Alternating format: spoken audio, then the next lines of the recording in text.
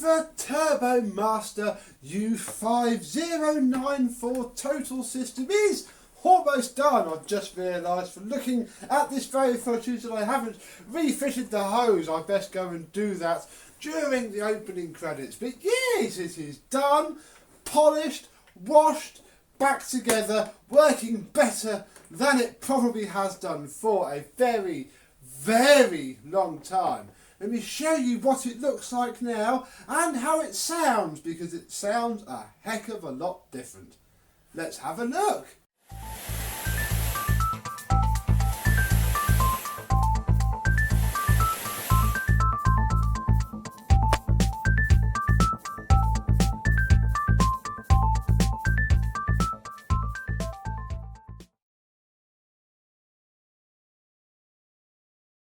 Yes, hello my vacuum cleaner chums.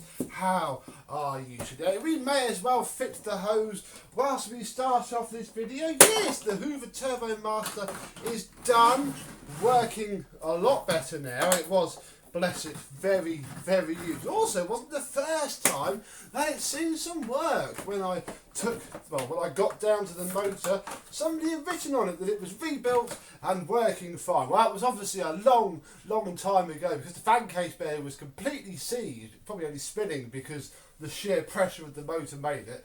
I couldn't spin it by hand. So, certainly, rebuilt a long time ago, and it probably wasn't refurbished then. It would have just gone in for repair, but it was just an old Hoover. Nobody really cared too much about it. So we have done right by the old girl now, and yeah, she is a fair bit shinier indeed.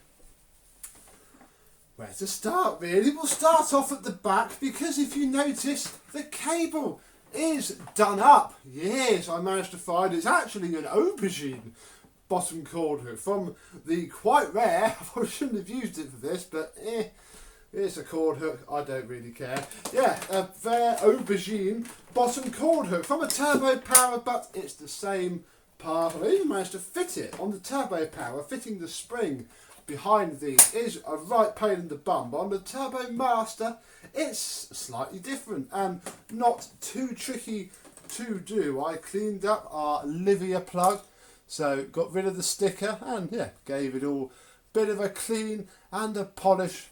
It's now very nice indeed, and the cable got cleaned as well and has already taken on the kinks that come from being wrapped around the cleaner. Obviously before it was just dumped on the top, bless it. Yeah, still no small tools. I wasn't going to find those anyway. Sure, the owner will grab some of those. If we look inside of the bag housing, we will see that yes, we have fitted, although it was quite difficult, a pneumatic HEPA flow.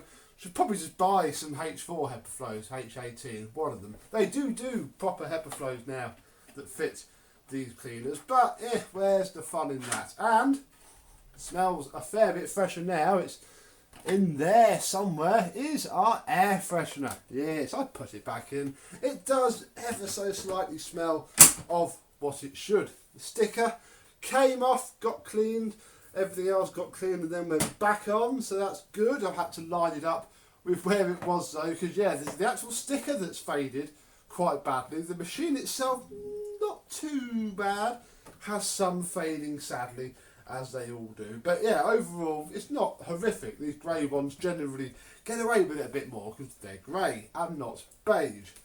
Bring you down and we'll have a look at the bottom, which has come up about as well as expected considering the damage on it. Certainly the damage is still there, it's just because the whole thing's a lot glossier, it takes your eyes off of it, which is all you can really do with these. You could get into a wet sanding and buffing back up, but hey, you would notice that you'd have to go around the decals, and quite frankly that's a step too far for me. If damage one of these, can't just go onto eBay and find a scrapper to rebuild.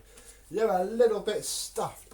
Our suction diverter is working well. The height controller has been oiled, so it now adjusts the height without jumping about and binding up. The lean is still there sadly. What gives that its lean is that the release pedal wears, and obviously you can't really, I suppose you could build it up with epoxy and file it on. I haven't done that. Problem is it's such a big old pressure point. I don't think it would last very well. Even if you did, if you look inside, the car bellows are nice and shiny. The whole thing's nice and shiny. They do clean up very well and very easily. Underneath is same as it was before, really, just a lot cleaner. The brush roll is quite worn, cannot lie. It's not in its first flush of youth, but equally it's better than it could be, really. It's a bit soft, could probably do with finding a stiffer one, but again, well, you can find pattern ones on eBay, and I have seen a few genuine ones, so if you owned one of these and wanted it to look a bit better and work a lot better, you would have to do that to it. But I'm not going to for this. This is perfectly good enough as it is. Let's plug her in.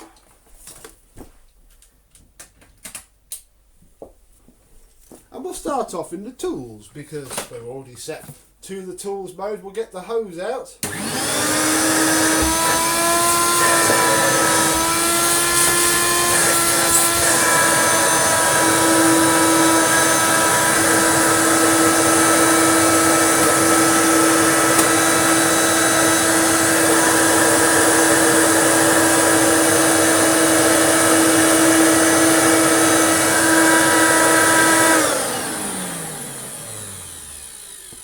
See that with brand new motor bearings, cleaned and oiled brush roll bearings, and a bulb, found a light bulb for it. The old girl sounds absolutely fantastic. Everything seems to work as it should. In fact, I'm going to turn these lights off so that you can see the headlight in a little bit more detail. If I turn those off, that should help a bit. We'll turn these ones off as well. That's as dark as it's going to get. And it's as dark as it needs to get. You should be able to see it a lot more. We best change that back as well.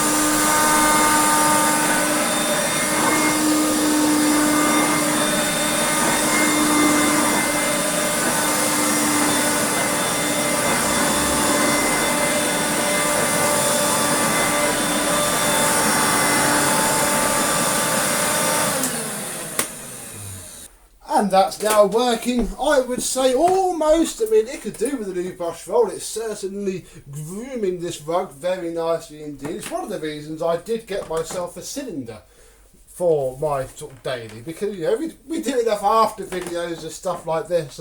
This rug's never going to go that long without a deep clean. I thought it was worth the trade-off over the V11, which still skimmed it, bless it, although it did do a lot better than the pneumatic cordless. But yeah, we have enough of these going on. There's not much point in me dailying something that's better for one thing and not better for the other. So yes, we'll wind the cable up. I fitted one of my controversial cheap cable clips, but you know, when they're stored, put that there, when they're stored, you see them from the front, and the last thing you want is the plug banging around or falling off. You don't really want that. God, there's fingerprints all over it now. Oh, as well, we'll get my, always use a brand new microfiber cloth for doing the buff after waxing and polishing. I go through a lot of them, but you know, they then descend into cleaner and then dirty cloths, and yeah, it's worth the expense, certainly, when I do these for other people.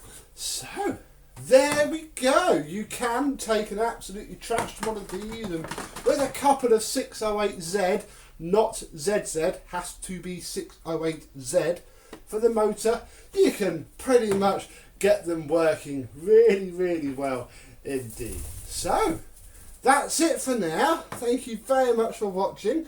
I hope you've enjoyed, and I, and possibly another Turbomaster, will see you soon. Bye bye.